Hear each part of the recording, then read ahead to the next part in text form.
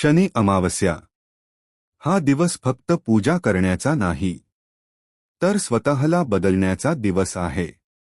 स्वामी समर्थ सांगतात, या दिवशी मन शांत ठेवा. राग, मत्सर आणि वाईट विचारांपासून दूर राहा. कारण शनी देव कर्माच फळ देतात. आणि स्वामी समर्थ नेहमी सांगतात, चांगलं कर्म करा, देव तुमच्या पाठीशी उभा राहील.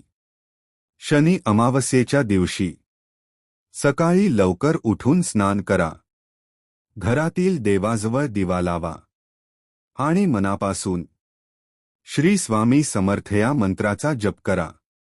या दिवशी गरिबांना अन्नदान, काळे तीळ, उडीद डाळ किंवा गरजूंना मदत करणं खूप शुभ मानलं जातं.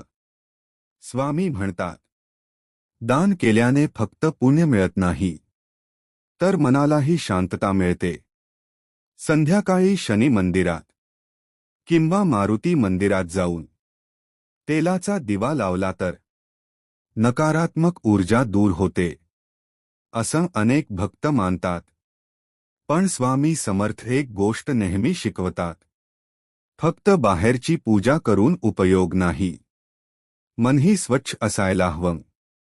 कोणालाही दुखवू नका, खोट बोलू नका आणि आईवडिलांचा आदर करा.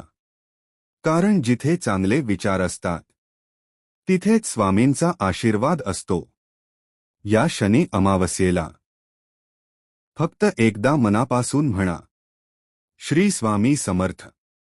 कदाचित तुमच्या आयुष्यातील वाईट काळ संपण्याची तीच सुरुवात असेल.